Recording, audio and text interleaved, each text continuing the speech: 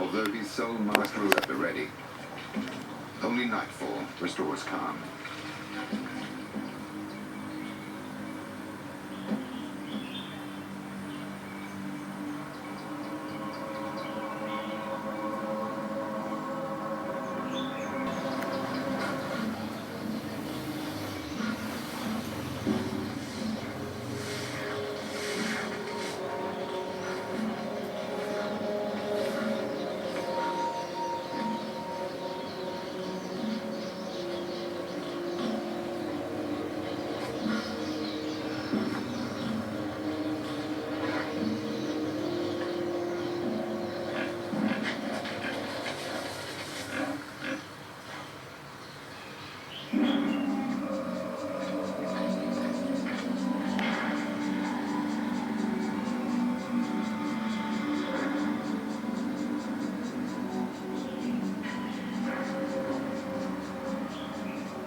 The lion's best chance of success is to surprise their prey from upwind.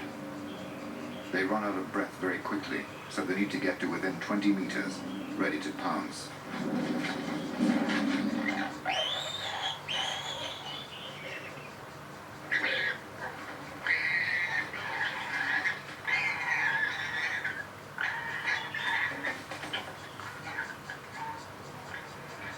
The cubs, whose milk teeth are no longer than a cat's, cannot deliver a fatal blow to the warthog, and have to smother it slowly in an embrace that mingles sensuality and death.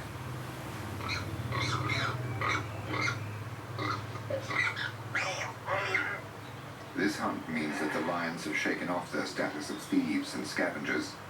They have become predators, but their purgatory is far from over. They've forgotten the menacing presence of the other large animals drawn together on the overcrowded banks of the lake. They will not put up with young lions in their territory who, one day, might turn against them.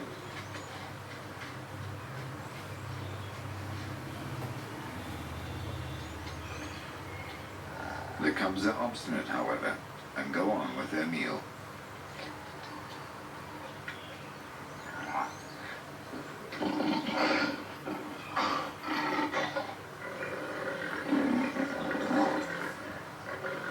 Fearful, the twins pluck up courage and make a move in the direction of the females, the weak point of the herd, prompting the start of a stampede.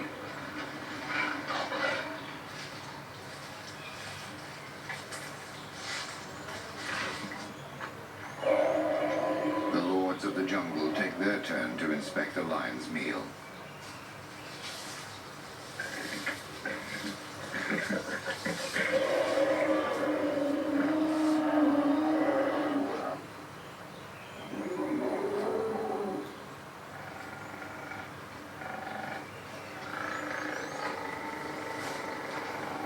The elephant shows his disgust of the meat and covers it with earth.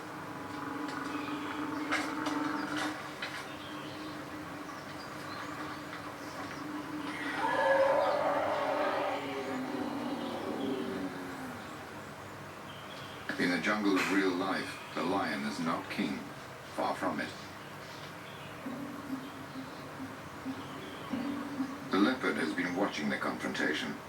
He's spotted the carcass abandoned by the lions. But he's wary of the other large animals still present, and has to trick them to get his claws on the carrion.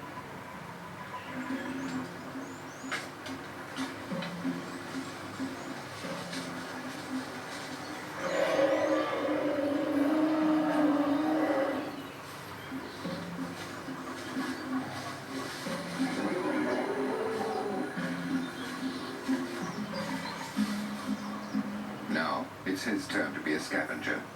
Sweet revenge on the lion cubs. The leopard never eats his kill on the spot, even if he's ravenous. He needs privacy. The scent of other animals makes him nervous and indecisive.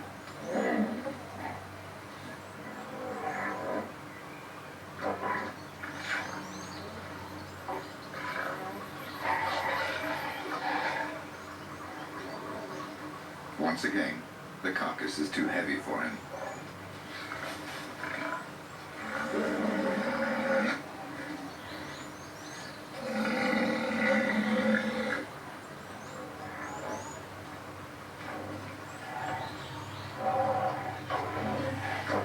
carcass ends the day between the legs of the rhinos.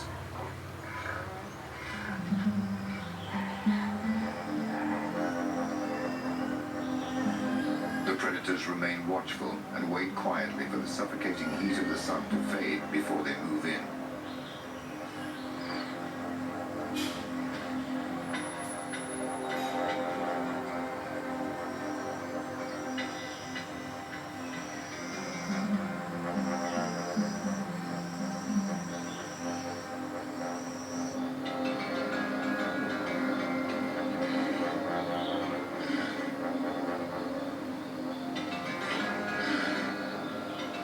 A big cat that has tasted its own kill will never abandon it. So tonight, the lions, who have just made their first kill, will have to recapture their trophy. That will be the proof of their skill, or it will be the end of them.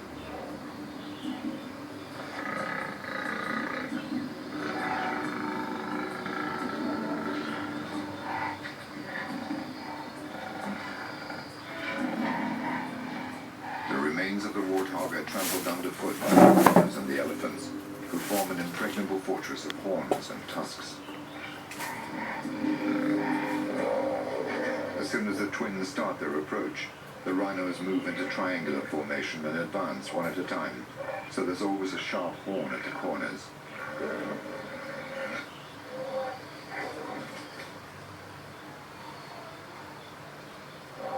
The lions reach the center of the fortress and find their kill at the feet of two rhinos who are not yet ready to give up the field.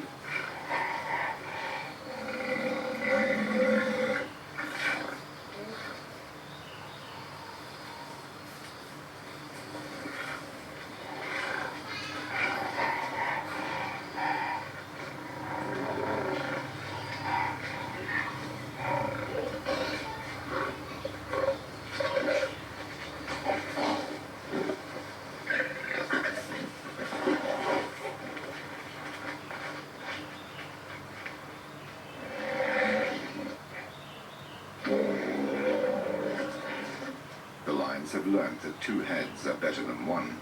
One draws the rhino away, while the other snatches the carcass.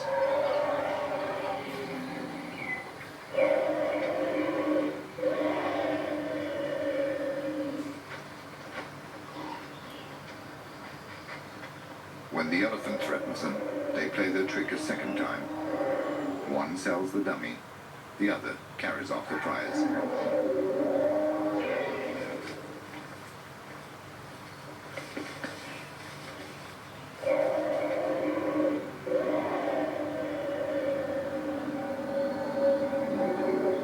Tonight, the twins will finally be able to eat their first kill. They have fully qualified as predators and have managed to impose themselves on the parched lakeside.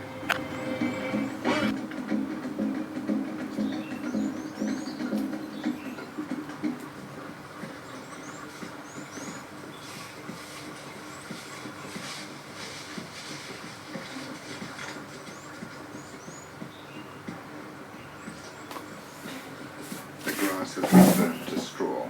The streams which feed the lake have dried up, and prey is becoming rare.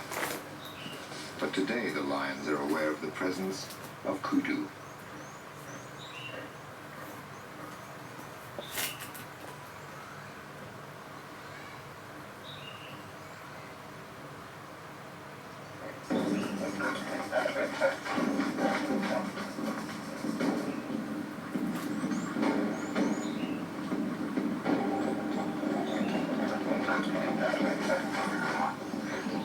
A few buffalo, old bachelor males, spoil the twins' fun, stopping them crossing their territory.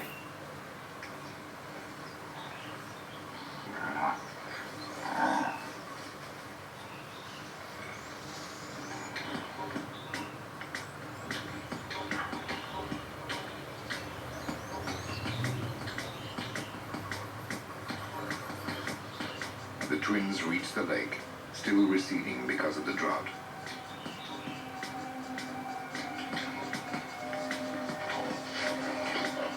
The rhinos are becoming more and more numerous. After 16 months gestation, the mothers have given birth.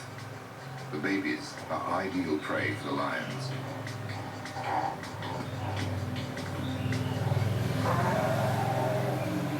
They are also the ideal target for the elephant's games. But this baby, a real fireball, is not ready to let them have it all their own way.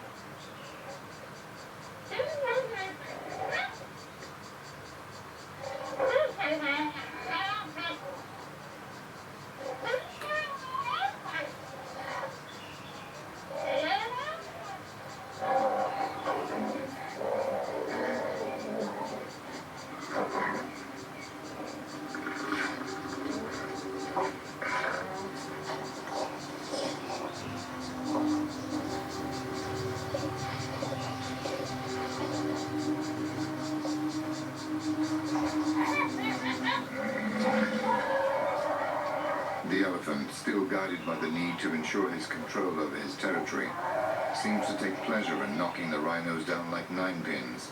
The more the merrier.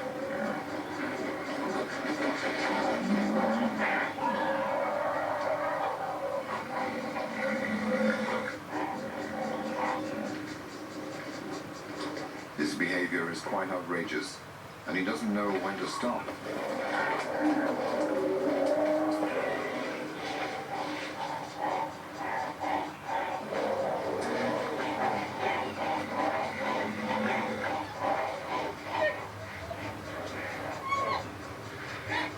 The rhinos are seething with anger.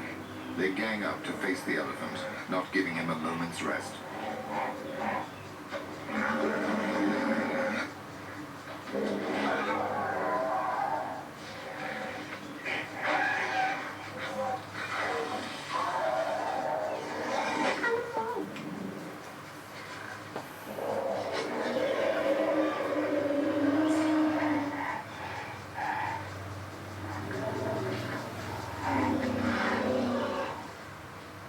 Covered in cuts, the elephant abandons the field to the rhinos. The mob have overthrown the Elephant King. That night he takes out his anger on the trunks of trees. For a while, he disappears from the lakeside.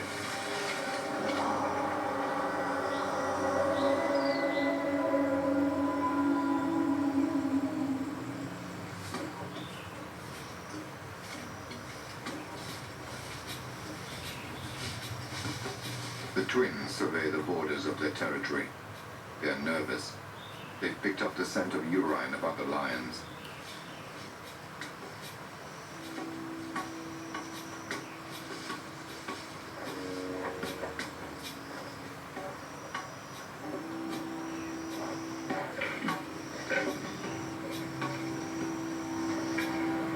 Four males of the same age, drawn to the lake by the drought, enter their territory.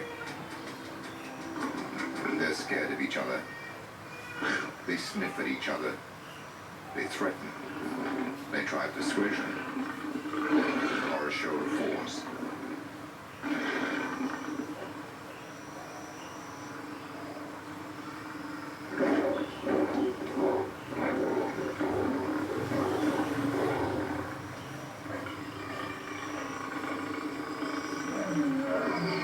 Finally, the matter is resolved peacefully. Caresses are exchanged and one of the twins is recognized as dominant. They sniff his hindquarters as a sign of acceptance.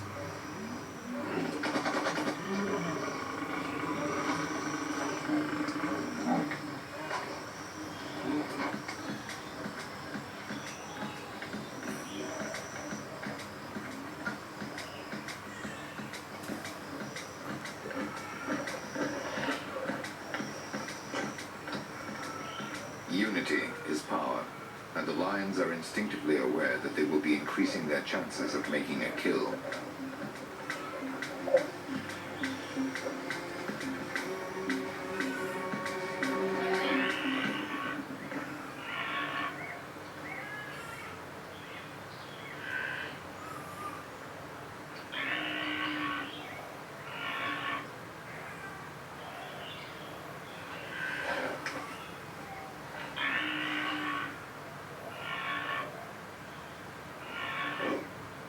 wildebeest are returning from a long and exhausting migration.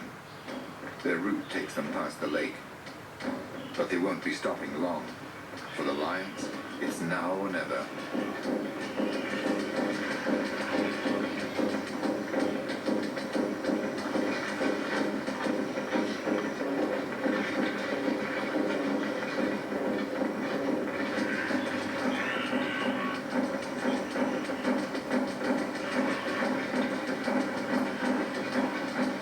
After running 300 meters, the lions are winded. They take it in turns to force the wildebeest into a trap.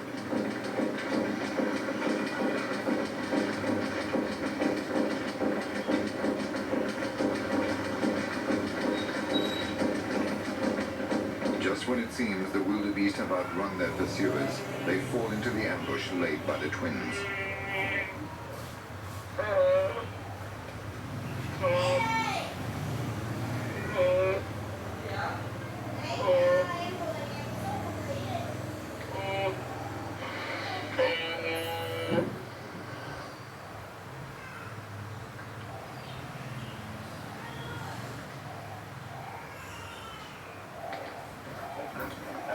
The newcomers, exhausted by the chase, demand their portion. But the twins have not yet learned to share.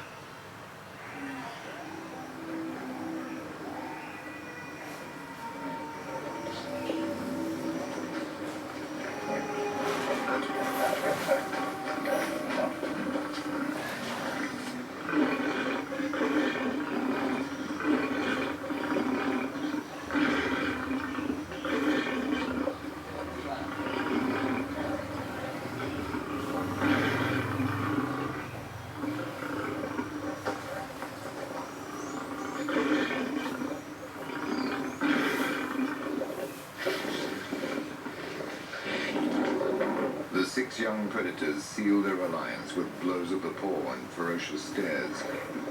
United, they push themselves to the pinnacle of the animal hierarchy.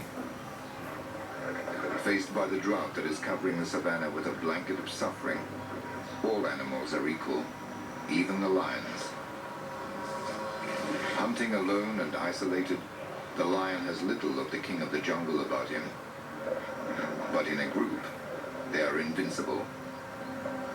Our twins and their new comrades have many good days before them in the territory around the lakeside.